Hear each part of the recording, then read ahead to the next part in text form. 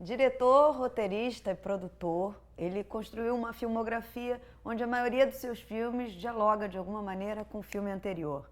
Eu tenho prazer de receber aqui no estúdio do Revista o cineasta José Juflin. Prazer é todo muito meu. obrigada por você ter vindo. Prazer é meu. Bom, vamos começar do início. Vamos. O que te levou a fazer cinema? Dependendo do dia, da hora e do mês, eu penso que o motivo foi diferente, digo. Vários motivos, digo, vão se alternando. A curiosidade, também o desejo de ser amado, ser querido pelo que você é, ou pela tua intuição, pelo que você vê.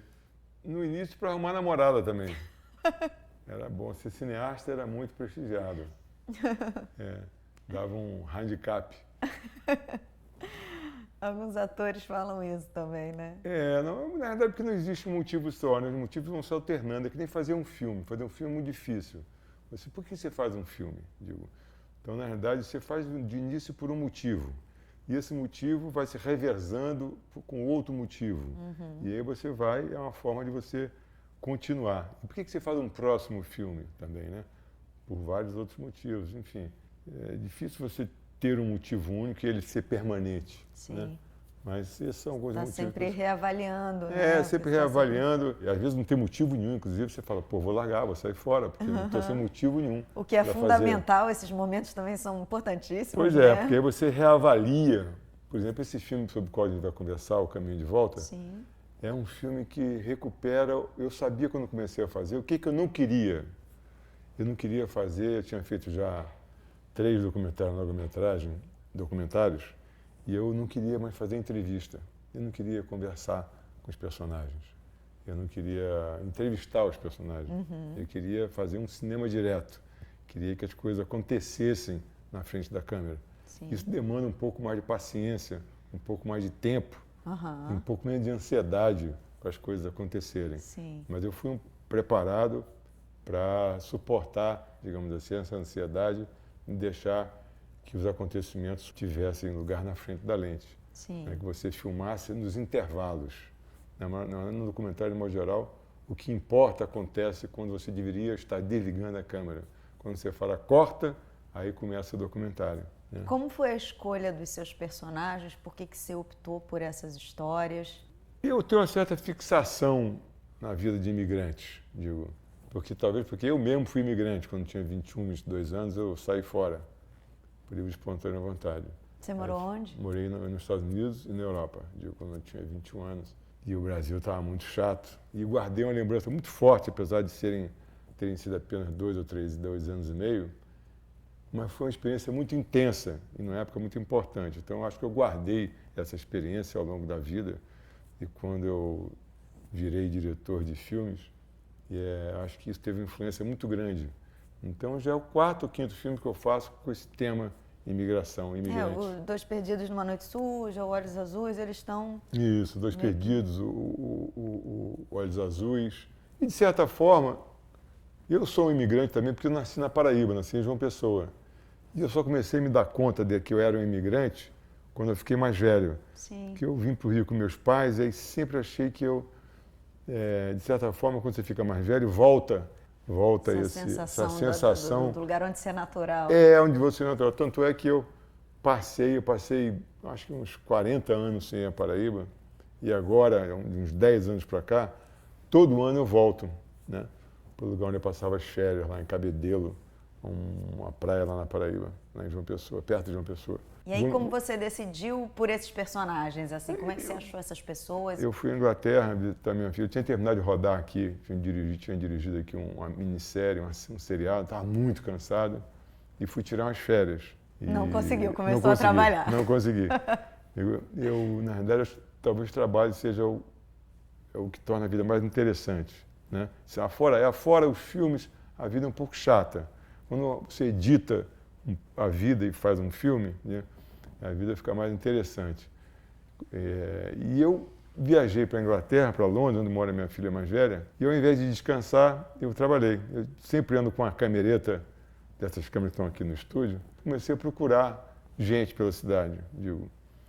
E foi curioso, assim, o processo de busca foi muito curioso, assim, porque eu estava sozinho Mas encontrei alguns que eu achei que valia a pena e contratei um fotógrafo, um técnico de som lá fora para trabalhar e registrei, mas terminou que esse material todo. Mas você encontrava as pessoas na rua, não? Você botou uma espécie de anúncio? Não, tinha amigos não. que indicaram? Não, eu estava perto, eu procuro sempre fazer as coisas por perto, não pegar a condução para fazer nada, né? Se ficar sempre no quadrilátero onde eu estou. Aí eu procurei no quadrilátero onde eu estava lá em Londres, o que tinha de brazuca por ali, tinha um salão de beleza, eu vi a bandeirinha do Brasil lá, entrei e aí a partir daí eu comecei a procurar outros brazucas que morassem por ali. Sim. Até que finalmente eu procurei uma pessoa para me ajudar, o André Câmara, que é um fotógrafo, mora lá em Londres, já mora lá há uns 25 anos, filho de um amigo meu. E começamos a conversar, eu comecei a falar para ele o perfil que eu estava pensando em encontrar, o que era o filme. E ao longo das conversas eu fui vendo, na realidade, quando terminou, eu achei que a gente podia trabalhar junto, mas eu vi que ele poderia ser, na realidade, um personagem. Olha que legal. E, de fato, ele terminou virando um personagem.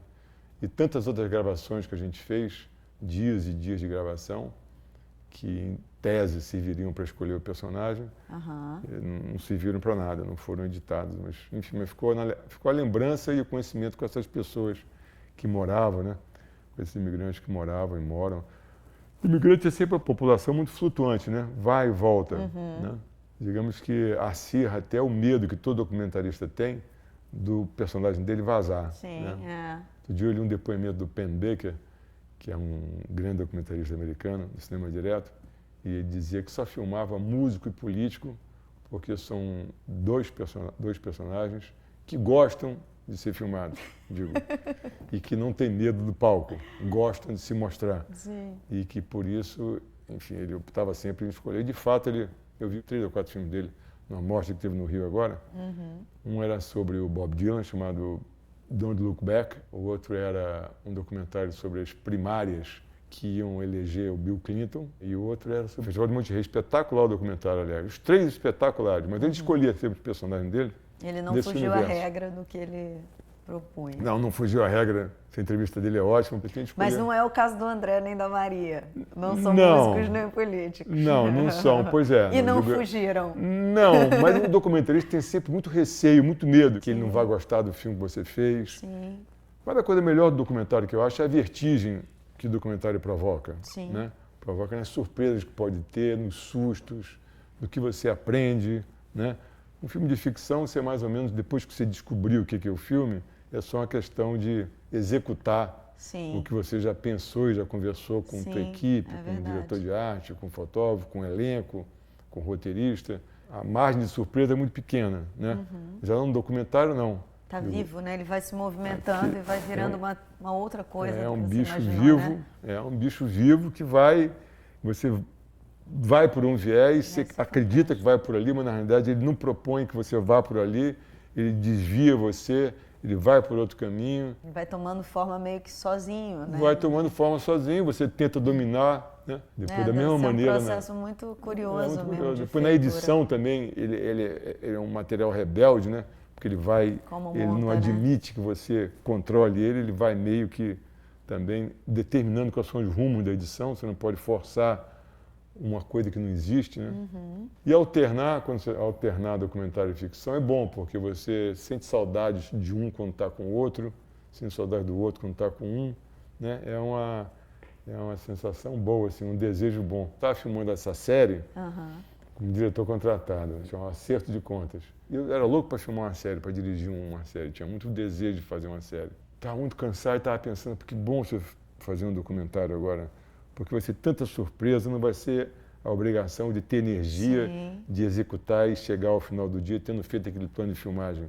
Vai ser uma surpresa. Quem sabe no final do dia eu faço um único plano, eu faço 2 planos, eu não faço plano nenhum, né? Nada acontece, eu fico desesperado, mas aí o dia seguinte acontece muitas coisas.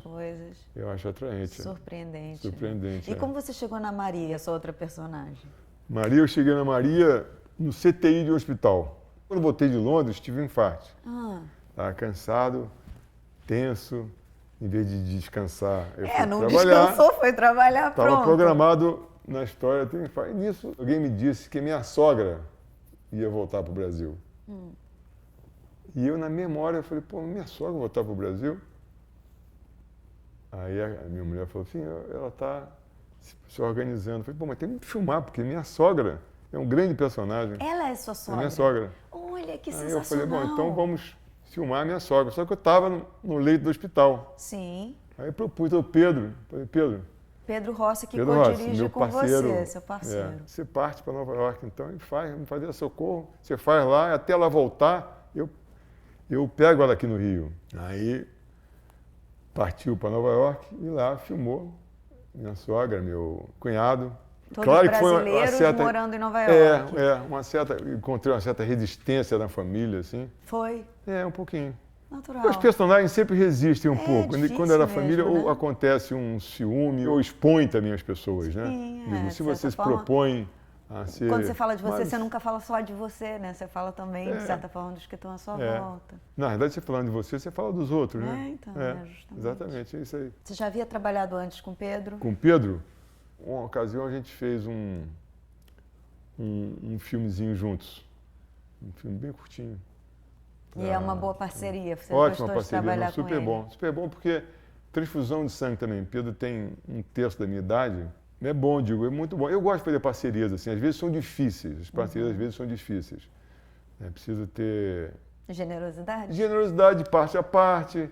É preciso, enfim, não é uma coisa que você vai decidindo sozinho. Sim. Né? Você precisa ter, mas é bom você ter um parceiro que divide com você, divide o que está fácil, o que está difícil, né? As decisões. Que traz um outro olhar traz também, outro olhar, né? Tinha uma coisa que eu sabia de antemão e o Pedro também tinha, duas coisas que a gente não queria, como eu te falei, que era entrevista. Sim, né? Mas é um documentário que mistura um pouco a ficção, vocês ficcionaram algumas situações ou vocês conseguiram mesmo registrar alguns momentos dessa experiência de imigração desses personagens? Não, às vezes parece um pouco de ficção, assim, porque como eu fui fotógrafo durante anos também. Sim. O Pedro também fotografa, o Pedro fotografava, eu fotografava também. Então, o fato de terem duas câmeras dava uma sensação, na hora da edição, aquilo começou a nos sugerir uma decupagem de um filme de ficção. Sim. Né? Um plano geral, um plano fechado, um plano próximo, para um plano médio, para um plano conjunto. Havia na edição, ficou evidente que parecia um filme de ficção.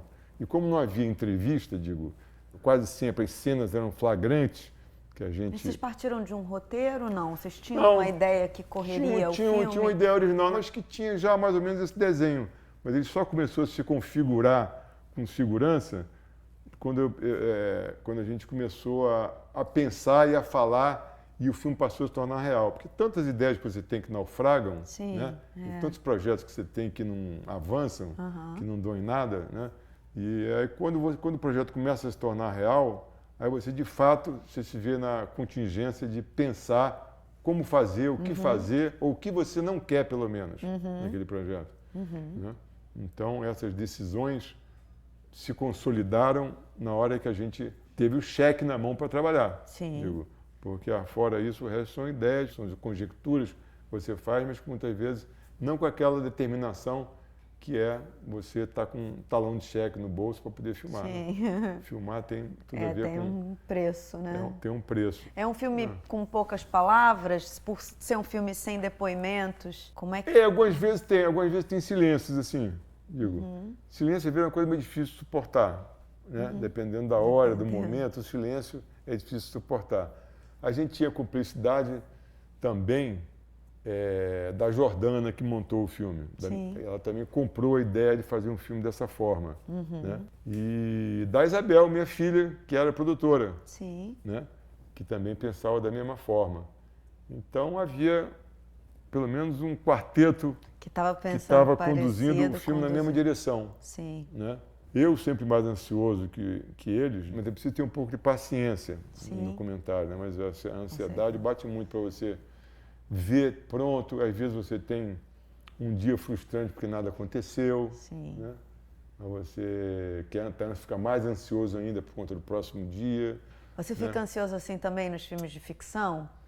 Não, mais tranquilo. No filme de ficção é mais tranquilo porque você está muito bem cercado, você tem 30, 40, 50 pessoas que estão ali, né? Você pode até fingir que sabe o que quer, embora você não saiba. entendeu? Mas você tem uma preferência, não? De gênero? De gênero. Não, eu gosto de alternar mesmo. Os primeiros filmes que eu fiz do Copa Mista eram curta-metragem, e a Gozada era em 1977, eu acho, digo. E eu, naquela época, me perguntava muito, o mundo inteiro se perguntava, todos os realizadores perguntavam, qual a diferença entre ficção e documentário? Sim. Uma vez que no documentário você determina um assunto, determina a câmera, o ângulo, a posição de câmera, o personagem, para onde você vai apontar a câmera e tudo isso. Também é uma recriação da realidade. É um filme de ficção, na verdade é um ponto de vista seu sobre aquele assunto. Claro. Então, de certa forma, é um filme de ficção, né? Tanto quanto é um filme de ficção, chamado de ficção. Um documentário tem tantas opções e possibilidades, que na medida que você vai exercendo as suas opções e vai tomando decisões, aquilo é um filme de ficção. Sim. Né? Porque certamente outra pessoa faria um filme sobre imigrantes de uma maneira inteiramente diferente. Totalmente diferente. Faria uma reportagem. Eu não estava interessado em fazer uma reportagem. Sim. Eu não sou repórter. Digo, não quero fazer uma reportagem primeiro vai me dar um trabalho cão, não vou fazer direito, porque na realidade, às vezes, certamente, que a televisão com a equipe maior, com pesquisa maior, com uma estrutura maior, pode fazer uma reportagem melhor do que eu poderia fazer. Mas esse documentário é muito uma visão pessoal sobre o assunto. Né? Um registro, um olhar, um olhar meu e do Pedro sobre um assunto, que é o imigrante. E sobre a incapacidade que o imigrante tem de voltar de onde ele saiu. Aquele lugar de onde ele saiu não existe mais. Sim. E ele também não existe mais. Sim. Porque depois de 24 anos fora, você já é outra ele pessoa. É outra pessoa. Digo. Sim. Então você não pode voltar para um lugar que não existe mais e você mesmo também não existe mais. Então essa questão era uma questão que a gente tinha diante dos nossos personagens. E voltar é sempre uma questão que quem está fora se propõe. Sim. Todo mundo que está fora pensa em algum momento em voltar. Sim. Né? Da mesma maneira que você pensa em voltar à sua infância, quando você está... Eu penso em voltar à minha adolescência, que foi uma época feliz. Eu penso em voltar naquela ocasião da minha maturidade, que eu estava feliz. Eu penso em voltar à minha infância, quando minha mãe me ninava. Né? E você pensa, quando está fora do país, a voltar ao país. Por mais que você esteja lá fora e pragueje, como esse país de onde você saiu, tem vários momentos que você quer voltar.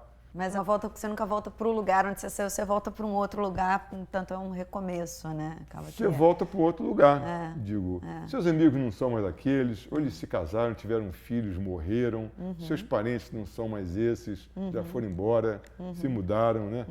Em cidades que têm uma população muito flutuante, você vê muito isso, né?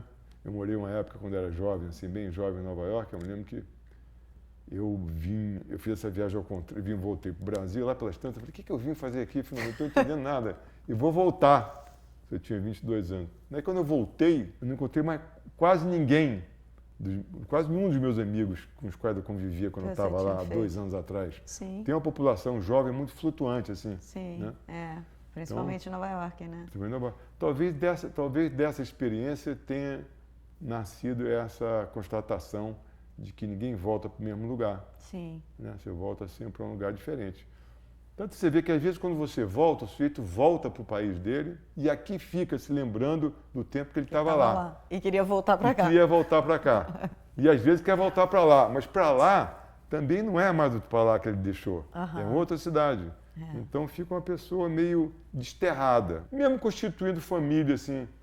O nosso querido André, por exemplo, que é um dos personagens do filme, ele tem 4 filhos, morando na Inglaterra há mais de 20 anos.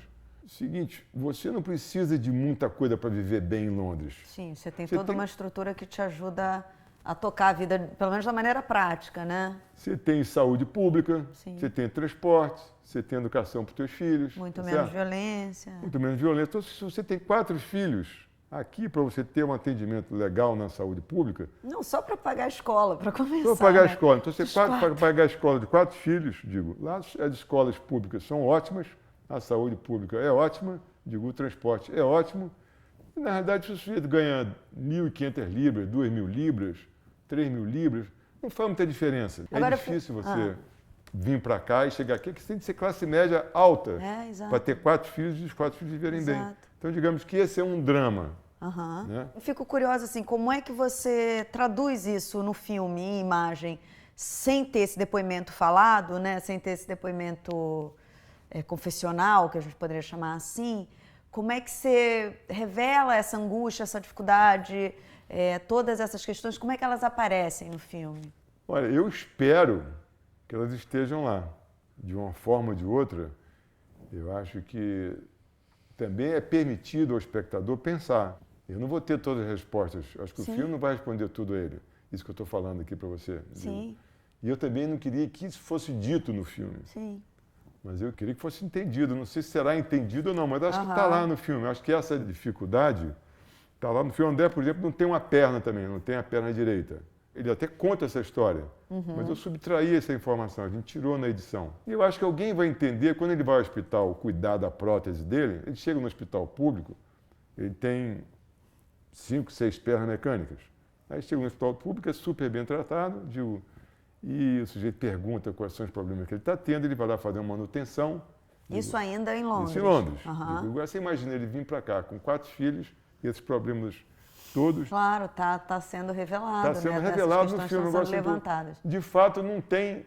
Essa história não está explicitada no filme. Sim. Né? Até tem um momento até que o pai, que é um amigo meu, o Pi, conversa com ele e que fala sobre isso. Como é que você vai fazer, meu filho? Eu chego com 4 filhos para voltar, como é que você vai fazer? Isso tá presente na estrutura narrativa. Espero que esteja. E que as pessoas entendam que essas questões Sim. dificultam a decisão de voltar ou não voltar, né? Quer dizer, cada pessoa terá uma dificuldade. Com certeza. Né? Cada pessoa terá seus impedimentos, suas barreiras a serem externas e internas também, né? Agora, voltando para o assunto do documentário e da ficção, eu sei que é chato e difícil de colocar essas barreiras, mas você, olhando para o Quem Matou Pichote hoje, você consegue dizer se ele é mais ficção, se ele é mais documental?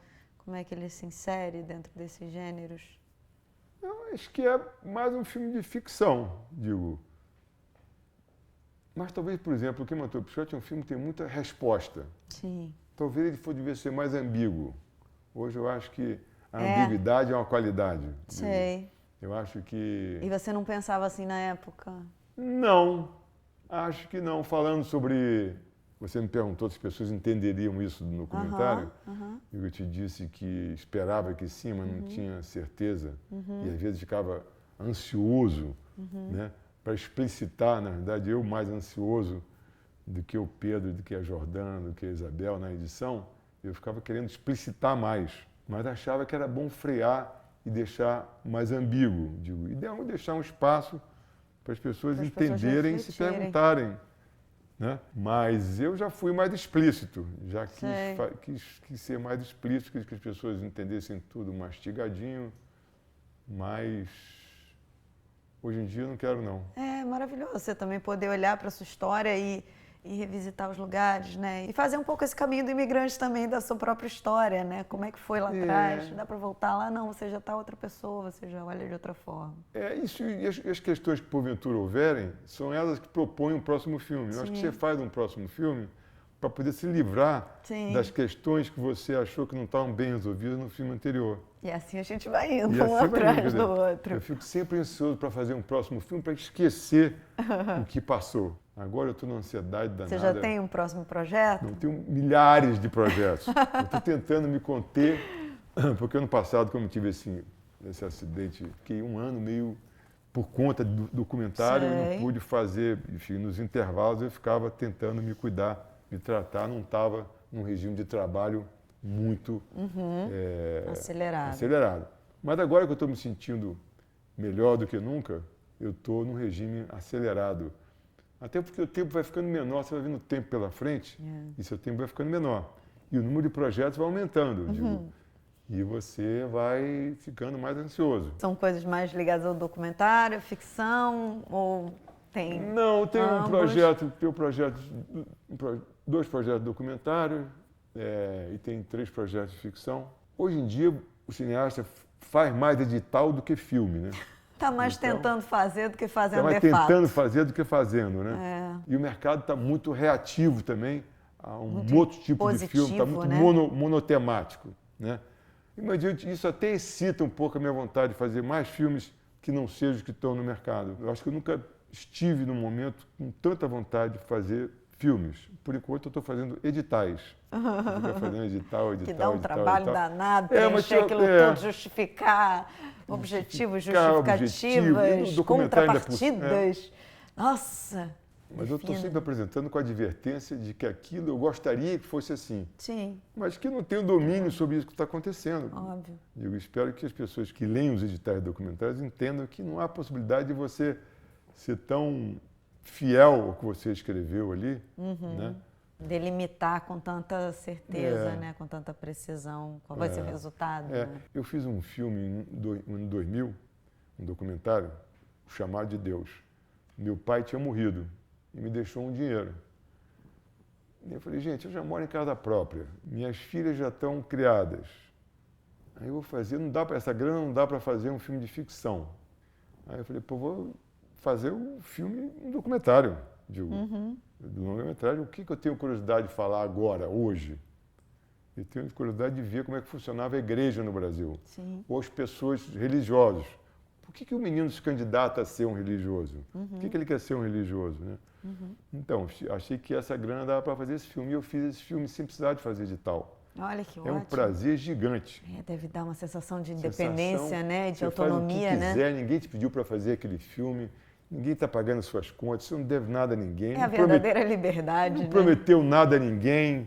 Não disse que ia fazer assim um assado. Você fez. É uma experiência que eu recomendo, mas que não dá para acontecer. Sempre, né? Aconteceu uma vez. A família se opõe um pouco. Tive divergências matrimoniais. Mas fora isso, foi um prazer danado fazer o filme. Ai, Agora você tem que botar na fila e fazer os editais. Né? Que dá trabalho pra caramba. Mas o maior inimigo do bom é o ótimo. É isso aí. Então, o que tem na mão é isso. É nessa. Tá certo. Geoffrey, muito obrigada pela sua presença. Obrigado a você. Foi ótima conversa. Tá Maravilha. certo.